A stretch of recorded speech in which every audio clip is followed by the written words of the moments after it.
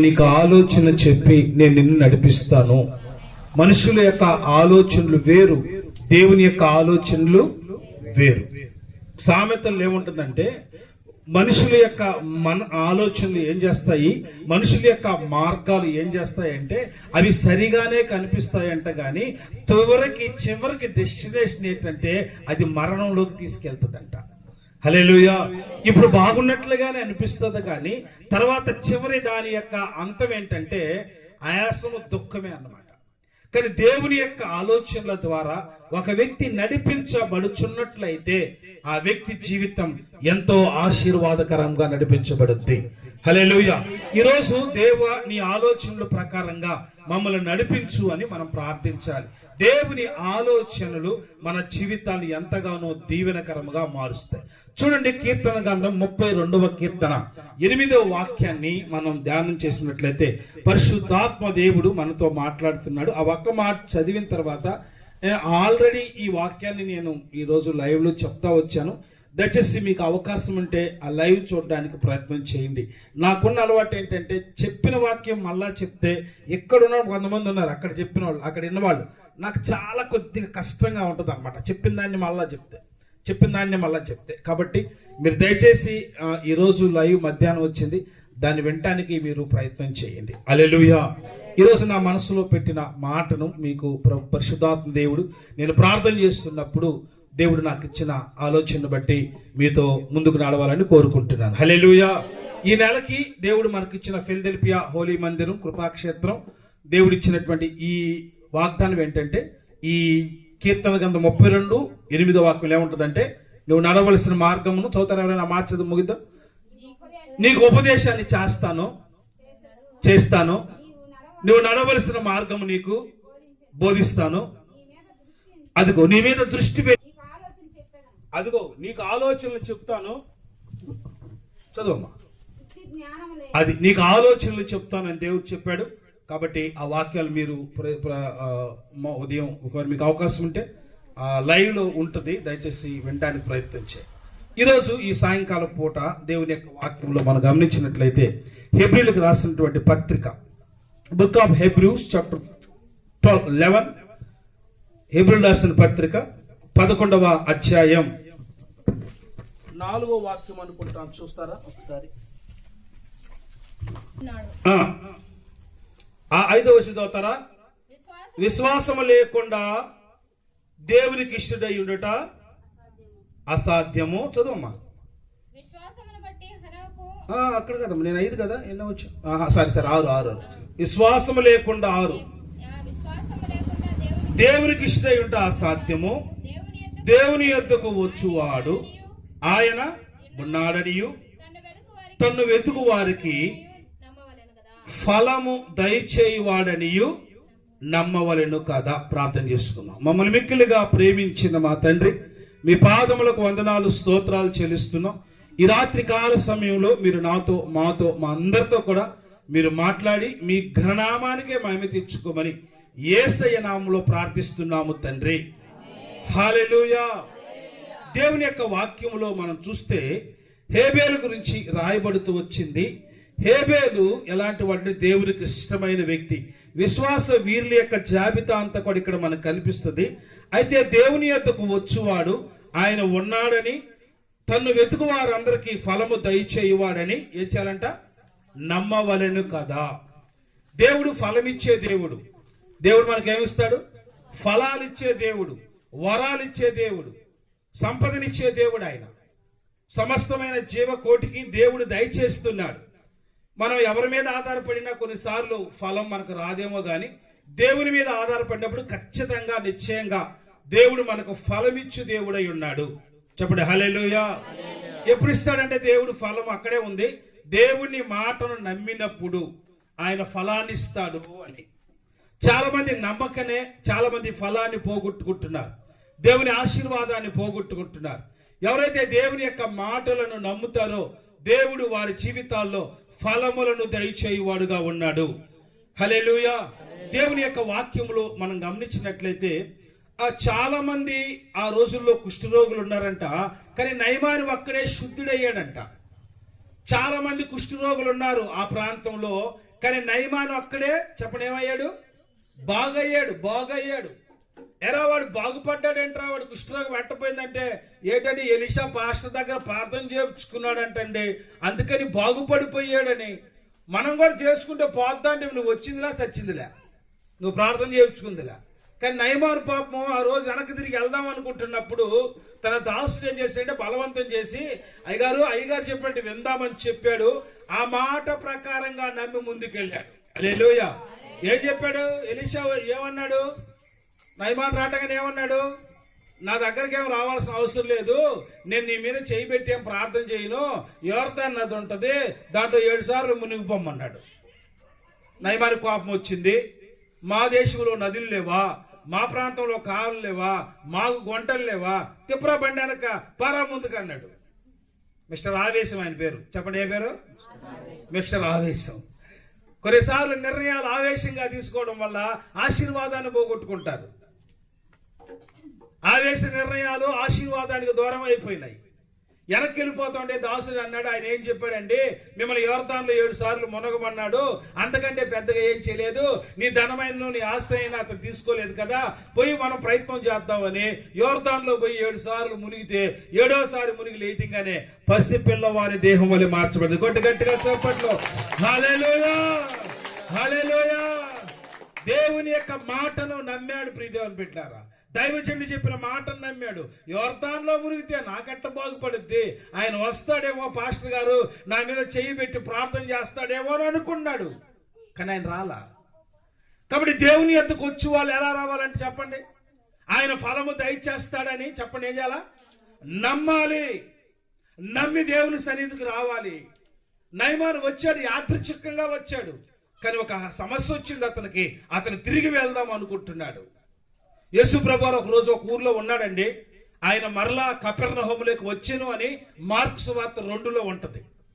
ఏముంది? కపెర్నహూముకి ఆయన మరలా చెప్పండి, మరలా చెప్పాలి, మరలా వచ్చెను. మరి మరలా వచ్చిందంటే అంతకుముందు వచ్చాడా లేదా? మరలా నేను వెళ్ళిపోతానండి ఊరికంటే దాని అర్థం ఏంటి? ఆల్రెడీ నువ్వు పోయి వచ్చావని, ఇప్పుడు మళ్ళా పోవాలని ప్లాన్ చేస్తున్నామని. అంటే ఈ కపెర్నహూములోకి ఆయన మరలా వచ్చాడు. అమ్మాచండి మార్కు సువార్త 2వ అధ్యాయం మొదటి నుంచి చూస్తే ఆయన కపెర్నహూములోనికి చదువుతారన్నమాట. వండర్ఫుల్ అమ్మా. కొన్ని దినములైన పిమ్మట ఆయన మరలా కపెర్నహూములోనికి వచ్చెను. ఆయన ఇంట్లో ఉన్నాడని జనులు వినవచ్చినప్పుడు అనేకులు కూడి వచ్చారు. వాకిటైన వారికి స్థలం లేకపోయిను. మీరు చాలా జాగ్రత్త. ఆయన వారికి వాక్యం బోధించుచు ఉండగా కొందరు పక్షవాయువు కలిగిన వ్యక్తిని, ఒక మనుష్యుని నలుగురు చేత మోయించుకుని ఆయన యొద్దకు వచ్చి, మీరు చాలా జాగ్రత్తగా వినండి, ఎవరు గలబ చేస్తున్నారు ప్లీజ్. దేవుని యొద్దకు వచ్చేవాళ్ళు ఎలా రావాలని చెప్పండి? ఎలా రావాలి? పూలు పళ్ళు, ఇంకా చెప్పండి ఏమేమి తీసుకురావాలి చెప్పండి? బైబిల్, పెద్ద బైబిల్, చిన్న బైబిల్, పాటల పుస్తకం, ఇంకా బ్యాగు, పెన్ను, పేపరు. అవి అందరికి కాదుగా.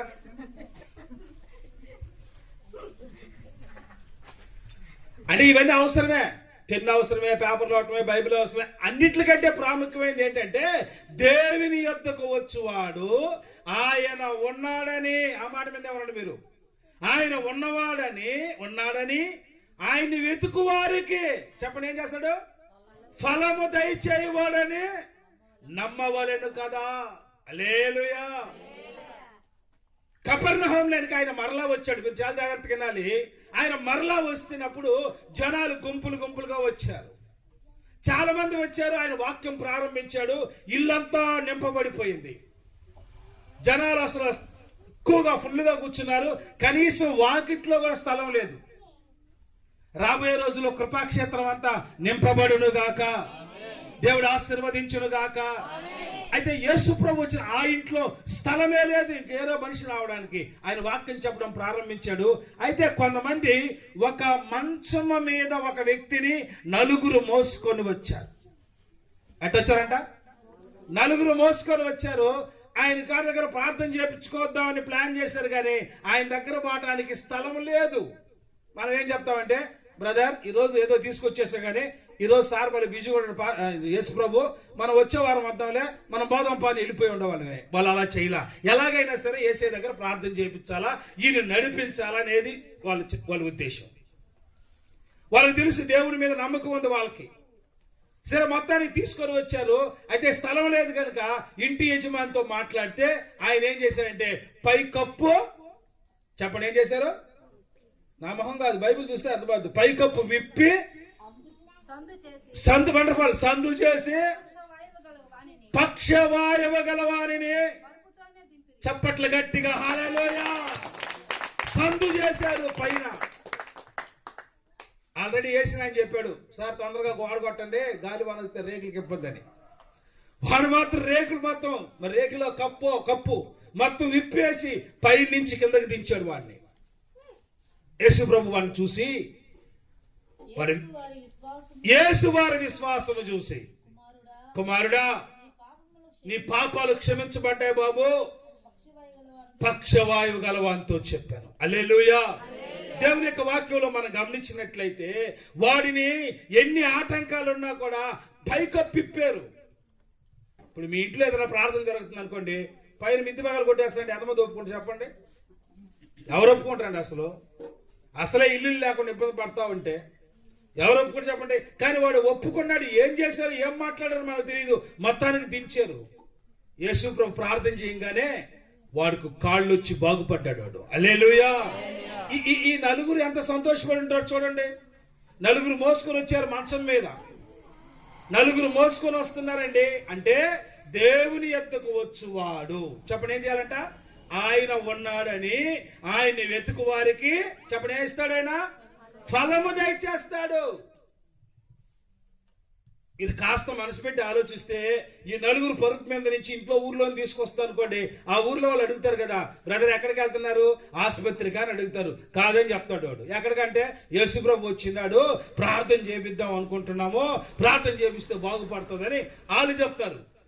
వాళ్ళు ఒప్పుకుంటారండి. ఊర్లో వచ్చేటప్పుడు ఎంతమంది హేళన చేస్తుంటారు. మంచం మీద పట్టుకుని ఒక వ్యక్తిని తీసుకొస్తుంటే ఎంత విచిత్రంగా ఉంటుందో ఒకసారి చూడండి. ఒక వ్యక్తిని మంచం మీద పరుపుతో కూడా, వాడికి పరుపు కూడా పాపం, పరుపు వేసుకొని నడుచుకుంటూ వస్తా ఉంటే అట్లా చూడండి. అయినా వాళ్ళ విశ్వాసాన్ని కోల్పోలేదు, వాళ్ళ నమ్మకత్వాన్ని కోల్పోలేదు. ఎలాగైనా సరే యేసయ్య పాదాల దగ్గర దింటే చాలు వాడు బాగుపడతాడు అనుకుని నమ్మారండి. హల్లెలూయా, హల్లెలూయా. మొత్తానికి దించారు. ఆ వినేవాళ్ళు అనుకో అంటారు, ఒరే ఇప్పుడు కాకపోతే మళ్ళీ వచ్చి ప్రార్థన చేయించుకో కదా, మేము చక్కగా వాక్యం వింటా ఉంటే ఈడు అక్కడ మంచం మీద దించాడు. ప్రభు వాళ్ళు విశ్వాసం చూసి మెచ్చుకొని ఒక ప్రార్థన చేస్తే వాడికి కాళ్ళు వచ్చాయి, నడిచిపోయాడు వాడు. హల్లెలూయా. అంటే దేవుని దగ్గరకు వస్తున్న మనము, ఆయన ఉన్నాడు, ఆయన నాకు ఫలాన్ని ఈ రోజు కాకపోతే ఎప్పుడైనా ఇస్తాడండి. నేను నమ్ముతున్నాను. ఈ రోజు ఇలా ఉండొచ్చు, నేను రేపు ఆశీర్వాదకరంగా మార్చబడబోతా ఉన్నా. యోబు అదే అన్నాడు. యోబు ఏమన్నాడు, పిచ్చిదానిలాగా మాట్లాడుతున్నావు, యెహోవా ఇచ్చిన యెహోవా తీసుకొని పోవెను. ఇచ్చినప్పుడేమో మా ఆయన బంగారం వెండి చిత్తడే రకరకాల పేర్లు చెప్పావు, మొత్తం పోయిన తర్వాత ఇక ఎందుకురా నువ్వు బతకడవా, ఛే దేవుని తిట్టి చావమంటుంది భార్య. అలాంటి సందర్భంలో కూడా యోబు ఏమీ మాట్లాడకుండా యెహోవాను స్తుతిస్తూ వచ్చాడు. అంత మాత్రమే కాదు, ఆయన ఏమంటాడంటే, నేను ప్రస్తుతము ఇబ్బందుల్లో ఉన్నమాట నిజమే, నేను శోధించబడుచున్నాను, తర్వాత నేనేమవుతాను, నేను సువర్ణముగా మార్చబడుదును. హల్లెలూయా. నేను వెళ్ళు మార్గం యెహోవాకు తెలియను, నేను నడుచు మార్గం యెహోవాకు తెలియను, నేను శోధించబడిన తర్వాత నేను సువర్ణంగా మార్చబడతాను అన్నాడు. అంటే ప్రస్తుతానికి నేను కష్టపడుతున్నాను, ప్రస్తుతానికి ఇబ్బంది పడుతున్నాను, I know about my God, మా దేవుడి గురించి నాకు తెలుసు. ఈ రోజు నా పరిస్థితులు ఏమి బాగలేవు, కానీ వన్ ఫైన్ డే, ఒకరోజు నేను బంగారంలా కనిపిస్తా. గట్టిగా చెప్పట్లు. ఆయన దగ్గరకు వచ్చేవాడు. విశ్వాసనావసాగుచు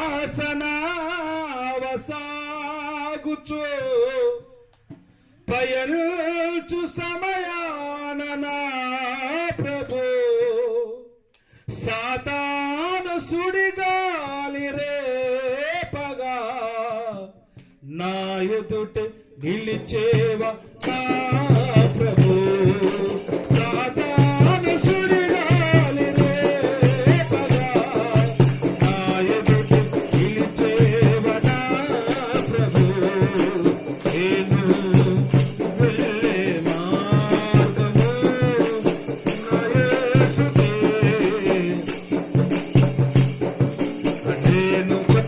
నేను వెళ్ళే మార్గము నా యేసుకే తెలియును. జలములలో పడి నేను వెళ్ళినా అవి నా నీడ పారవు. జలములలో పాడాలి వెళ్ళినా అవి నా నీడ పారవు. అగ్నిలో నేను నడచినా జ్వాలలో నన్ను కాచ. అగ్నిలో నడచినా జ్వాలలో నన్ను కాచజాలవు.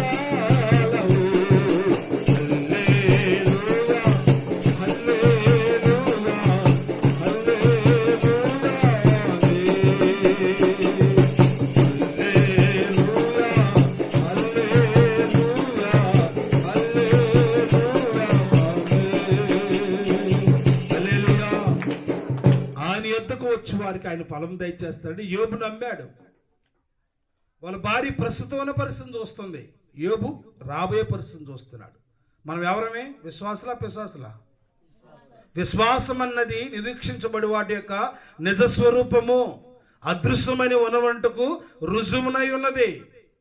అపోస్తలుడైన పౌలు అంటాడు, మనము కనిపించు వాటిని చూడక కనిపించనటువంటి వాటిని నిదానించు చూచుచున్నాము గనుక చునకలి ఈ శ్రమలకు మనము అధైర్యపడము, మేము భయపడము అన్నాడు. హల్లెలూయా, హల్లెలూయా. 2 కొరింథీయులకు రాసిన పత్రిక 4లో ఉంటుంది ఈ మాట.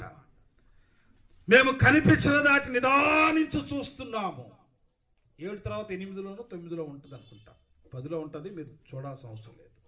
కాబట్టి దేవుడు ఫలం దయచేస్తాడని మనం నమ్మి ఆయన సన్నిధిలోకి రావాలి. దేవుడు ఎవరికి ఇస్తాడు ఫలాలు? 3 మాటలు చూసి దేవుని వాక్యాన్ని ముగించుకుందాం. ఎలా ఉంటే మనకు దేవుడు ఫలాలు ఇస్తాడు? ఎలా ఉంటే మన జీవితం ఫలభరితంగా మార్చబడుతుంది? చూడండి, మనకు బాగా ఇష్టమైన అధ్యాయం మత్తయి సువార్త 6వ అధ్యాయం 2వ వాక్యం చూడండి ఒకసారి. మత్తయి సువార్త 6వ అధ్యాయం 2వ వాక్యం చూస్తారా? మత్తయి సువార్త. అమ్మ, నువ్వు ధర్మం చేసేటప్పుడు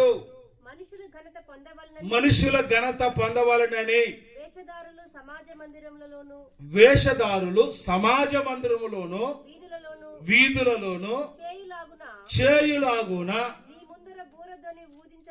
నీవు ముందరగా బోరతోని వినిపించవద్దు, వాళ్ళు తమ ఫలమును పొంది ఉన్నారని నిశ్చయముగా చెప్పుచున్నాను. నీవైతే అమ్మా, నువ్వేదైనా ధర్మం చేయాలన్నా నీ ధర్మము రహస్యంగా ఉండవలెను. ఉండ నిమిత్తము నీ కుడి చెయ్యి చేస్తున్నది నీ ఎడం చెయ్యి కూడా తెలియకూడదు. అమ్మా చదువు. అలాగైతే రహస్యమందు చూచుచున్న మీ తండ్రి, చప్పట్లు గట్టిగా, నీకు ఫలం ఎప్పుడు ఇస్తాడు దేవుడు?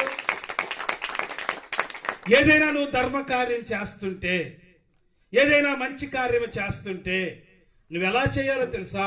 రహస్యంగా చెయ్యాలి. ఈ మందిరం ఇంకా ప్రారంభించకముందే ఓ సిస్టర్ వచ్చి, బ్రదర్ నేను 5 గంటల సిమెంట్ ఇస్తానని ఊరు మొత్తం చెప్పింది. సరే ఏమో ఒకటి, ఏం బ్రదర్ కట్టదు, ఏం కడతాం సిస్టర్. సరే బ్రదర్ నేను ఇవ్వనులే కానీ నేను మీకు మోటార్ కొనిస్తానండి. మీటర్ లేదు సిస్టర్ అన్న. మీటర్ లేదా? మోటార్ ఏం చేయాలా? మీటర్ లేకుండా. సరే అది కాదు, సరే ఓకే నేను డోర్స్ పెడతానండి. డోర్స్ భారీ బడ్జెట్ అవుతే కొంచెం ఆలోచించుకోండి అన్న. లేదు నేను డోర్స్ పెట్టాలనండి. అంటే ఒకవేళ మనం ఏదైనా చేస్తే మనం దేవుని పెట్టినాం చెప్పండి, మనం ఎవరమే? దేవుడు ఎలా ఆశీర్వదిస్తాడంటే, మనం కుడి చేత్తో చేస్తుంది ఎవరికి చేయకూడదంట? మనకే తెలియకూడదు. మనం కుడి చేతితో చేస్తుంది, మనం ఎడం చేతికి కూడా తీయకూడదు. అందుకే కదండి మనం చందబెట్టేప్పుడు ఏం చేస్తాం, రహస్యంగా పడతాం, అంటే ఎవరికి తెలియకూడదు అది. లేకుంటే దానికని రాసామనుకోండి, నీదంతా 10 రూపాయలు, నీదే 5, నీదే 11, నీదమ్మా 13 రూపాయలు రాసుకోండి సార్, అదే 13 కదా రాసుకో, రాసా సార్ 13 కాదు 14 పెరిగింది, రూపాయి పెరిగింది, ఆ 14 సార్ మీరు తప్పు చెప్పారు 13 అన్నారు, నాకు క్షేమం అయిపోయింది, అది 14 రూపాయలు అంటే మళ్ళీ గొడవ అయిపోద్ది. అంటే దేవుడి కోసం మనం ఏదైనా చేస్తే, లేదైనా ధర్మకార్యాలు ఏదైనా చేస్తే రహస్యంగా చేయాలి. క్రిస్మస్ అప్పుడు మనకి ఎక్కడ చూసినా బిర్యానీ ప్యాకెట్లే.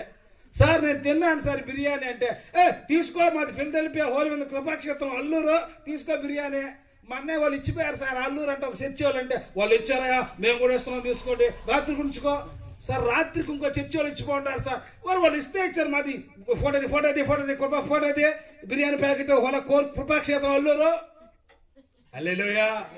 అంటే మనం మనకు ఫలం రావాలంటే చెప్తున్నాను చూడండి, దేవుడు మనల్ని బ్లెస్ చేయాలంటే, దేవుడు మనకు ఫలం ఇవ్వాలంటే మనం చేస్తున్న ధర్మ కార్యాలు చెప్పండి అంట, నీ కుడి చేతితో చేసింది ఎడవ చెయ్యి కూడా తెలియకూడదంట. మరి ఎడవ చెయ్యి తెలియకుండా, సంఘస్థులకు చెప్పకుండా, ఊర్లో వాళ్ళకి చెప్పకుండా, మీ ఇంట్లో మీ ఆయనకి చెప్పకుండా మరి ఎవరు నీకు సహాయం చేస్తారు అంటే, కింద దేవుడు ఒక నోట్ ఇచ్చాడు, రహస్యమందు చూస్తున్న మీ తండ్రి. చప్పట్లు గట్టిగా హల్లెలూయా. ఎరిగి ఉన్నానయ్యా నీకేది అసాధ్యము కాదని, తెలుసుకున్నానయ్యా పాట నీవెప్పుడు మేలు చేస్తావని. ఎరిగి ఉన్నానయ్యా నీకేది అసాధ్యము కాదని, తెలుసుకున్నానయ్యా నీవెప్పుడు మేలు చేస్తావని. హల్లెలూయా. మన చైర్స్ అక్కడ ఉన్నాయి, కొన్ని తెప్పించండి ముందుకు రా. ఆ రోజు ఇల్లు ఓపెన్ చేసామా, ఒంట్లో చైర్స్ వేసేస్తుంది తేపు. మన ఎవరైనా వచ్చింది ఈరోజు, చప్పటి పట్టడం మా ఎవరైనా వచ్చింది, మా కృపాక్షేత్రం ఎవరైనా వచ్చింది, తేపరు అక్కడ చైర్స్ మనయ్య. పాట ఉందమ్మా తీలుదా, చెబుతా హల్లెలూయా. నీ ధర్మ కార్యాలు ఎలా ఉండాలంట, రహస్యంగా ఉండాలి. రహస్యంగా చూస్తున్న మీ తండ్రి, చెప్పండి ఎవరు మన తండ్రి? ఎట్లా చూస్తాడంట ఆయన? రహస్యంగా చూస్తాడంట. నువ్వు చేస్తున్న ప్రతి కార్యాన్ని ఆయన చూపు వేరు, ఆయన రహస్యంగా చూస్తున్న దేవుడు.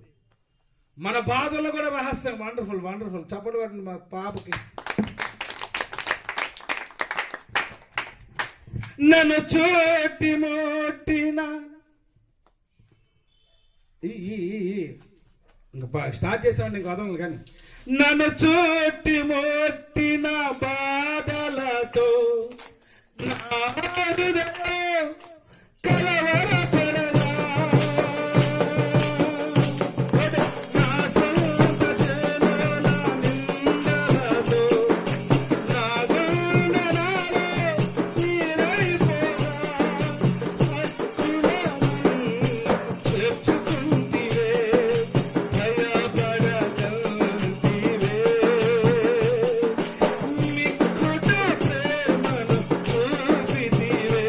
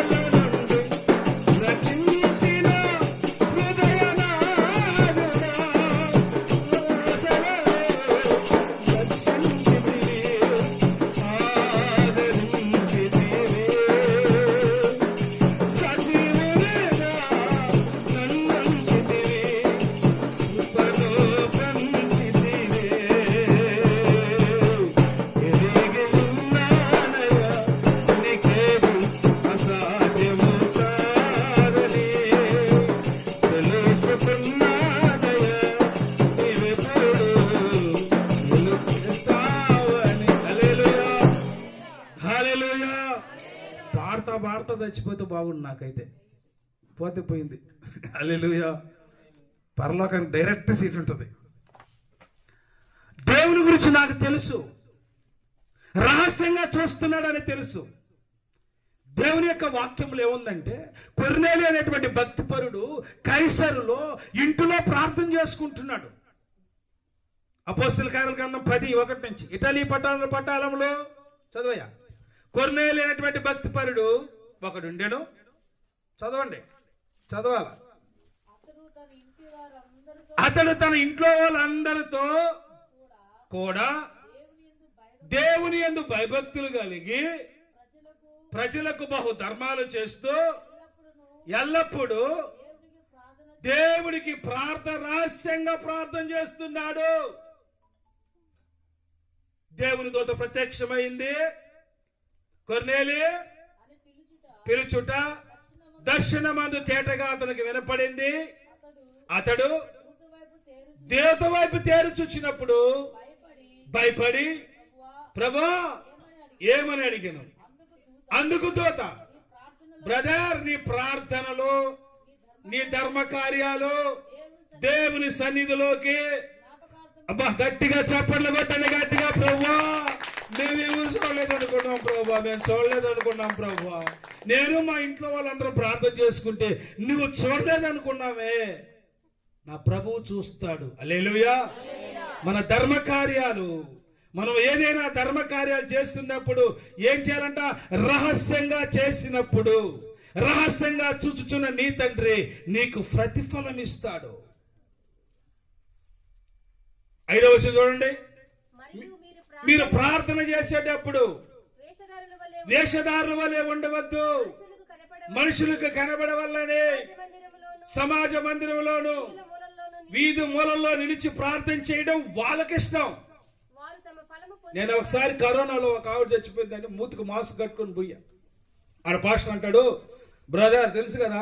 ఏది బ్రదర్ అన్న, ఈ సమాధి కార్యక్రమం మందే, ఈరోజు మనకే ఇచ్చాడు పాస్టర్. ఆయన తెక్కలోడా కరోనా ఉందని నిన్ను పెట్టి ఇరికిచ్చి ఆయన వాక్యం చెప్తున్నాడు రా బాబోయ్ అంటే, ఈ సమాధి కార్యక్రమం నేనే వేశాను బ్రదర్. అదేదో ఇంటర్నేషనల్ అయిపోయినట్టు.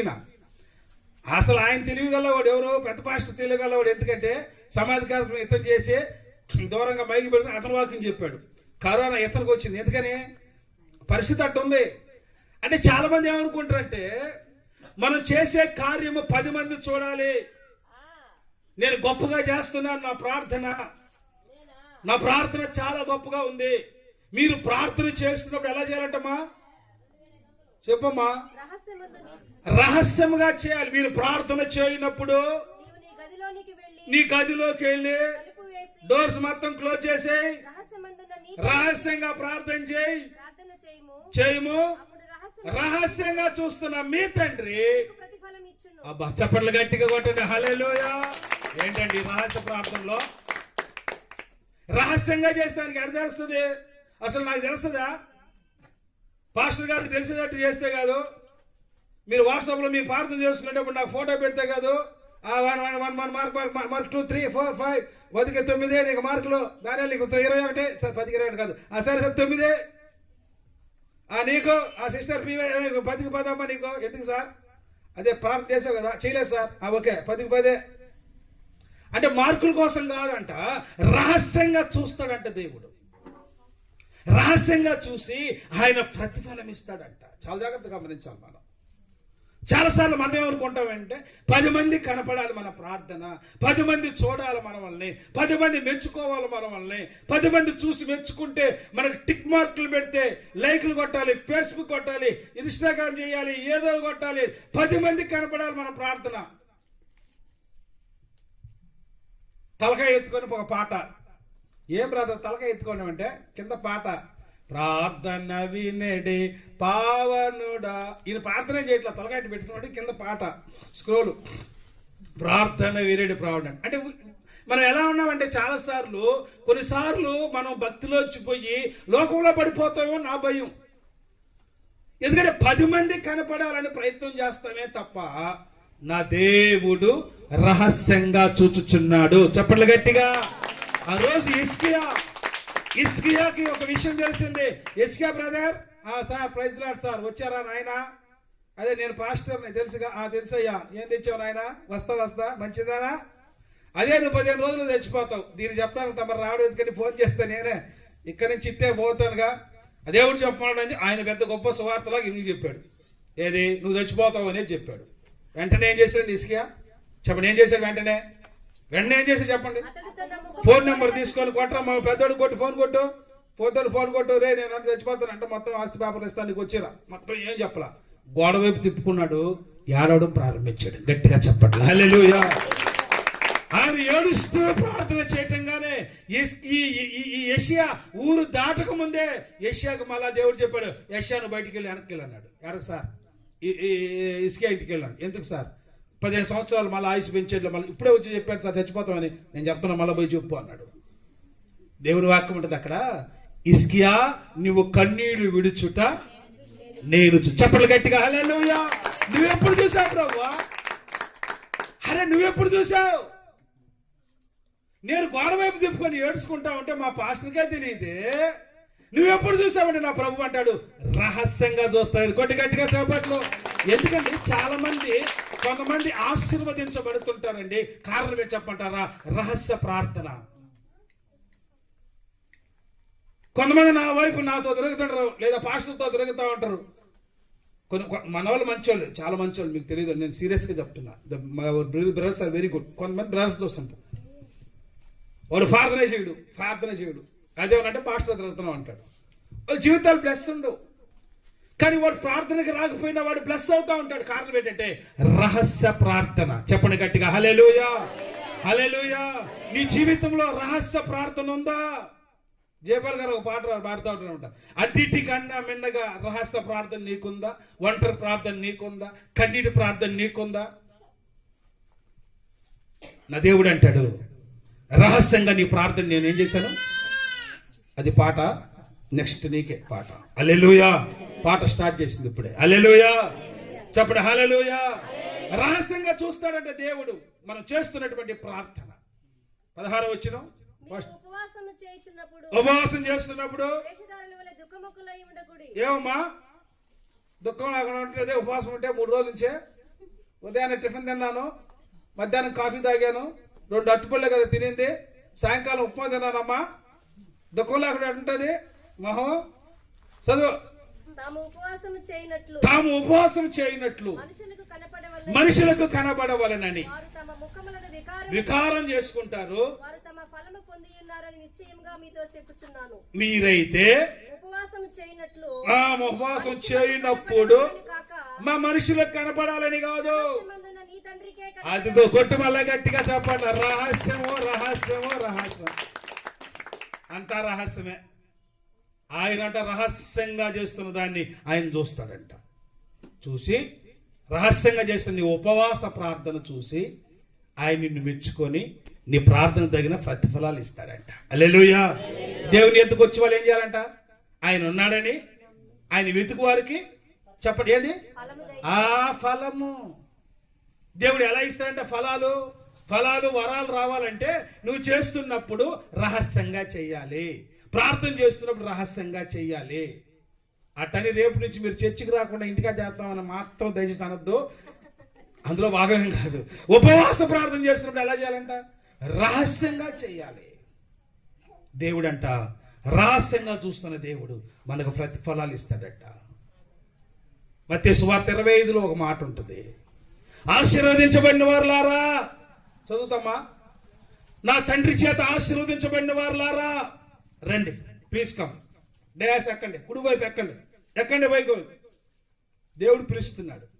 నాకు ఆకలితో ఉంటే మీరు అన్నం పెట్టారు. ఒకరు మనం ఎప్పుడు పెట్టారు అన్నం? మీరు నాకు బట్టలు లేకపోతే నాకు బట్టలు ఇచ్చారు. మేమా? నీకు బట్టల మాకే లేవుగా. మీరు నన్ను ఖైదీగా, నేను హాస్పిటల్లో ఉంటే హాస్పిటల్ కాడికి వచ్చారు. నేను ఖైదీగా ఉంటే, జైల్లో ఉంటే జైల్లోకి వచ్చారు. మీరు రండి. భూమి చదువు మాట వచ్చిన ఏంది? ఓకే 25:35 మత్తయి సువార్త. నా తండ్రి చేత ఆశీర్వదించబడిన వారులారా రండి. ఈ భూమి పుట్టినది మొదలుకొని మీ కొరకై సిద్ధపరిచినటువంటి రాజ్యాన్ని స్వతంత్రించుకోండి. నేను ఆకలి కొన్నాను, నాకు అన్నం పెట్టారు, మీరు దప్పిక కొన్నాను, దాహం ఇచ్చారు. నేను ఊరు మీ ఊరికి వచ్చాను, నేను ఊరు పక్క ఊరని మీరు అర్థం కాకుండానే చేర్చుకున్నారు. నాకు బట్టలు లేకపోతే మీరు బట్టలు ఇచ్చారు. నాకు హాస్పిటల్లో బెడ్ మీద వండుకుంటే ఏం చేసావా? నా దగ్గరకు వచ్చి చూడటానికి వచ్చారు, ఏమంటే బాగున్నారని. అమ్మా జైలుకి ఎప్పుడు పోయావు? చప్పట్లు గట్టిగా కొట్టండి. హల్లెలూయా. నేను జైల్లో ఉంటే అక్కడికి వచ్చారయ్యా మీరు, ఎంత మంచోళ్ళండి మీరు అని ప్రభు మెచ్చుకుంటున్నాడు. మెచ్చుకుంటే వాళ్ళు అంటారు, ఏమన్నారు మళ్ళీ? నీతిమంతులు ఏమన్నారు? అయ్యా మేమా చదువు ఎప్పుడు అన్నం పెట్టాము, ఎప్పుడు నీళ్ళు ఇచ్చాము, ఎప్పుడు ఇచ్చాము మాకు అసలు తెలియదే. వాళ్ళు మర్చిపోయారండి. హల్లెలూయా. యేసుప్రభు అంటాడు, మీరు నాకు చేయలేదురా బాబాయ్, మీరు నాలాంటి వాళ్ళకి పేదవాళ్ళకి చేశారు. అసలు మేము ఎప్పుడు చేసామండి అని మర్చిపోయారు వాళ్ళు.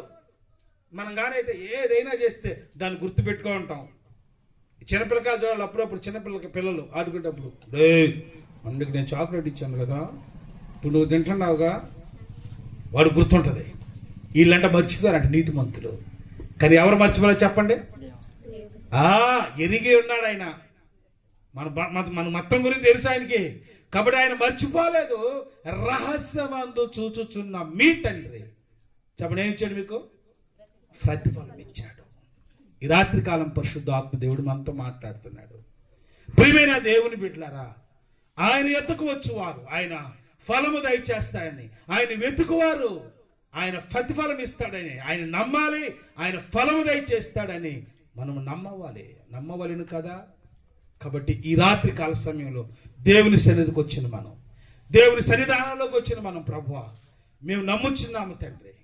అయ్యా మీరు రహస్యంగా చూస్తున్న దేవుడు, నువ్వు చేసే ప్రతి పని, నీ భారం, నీ కష్టం, నీ నష్టం, నీ వ్యాధి, నీ బాధ ఆయనకు తెలుసు. హల్లెలూయా.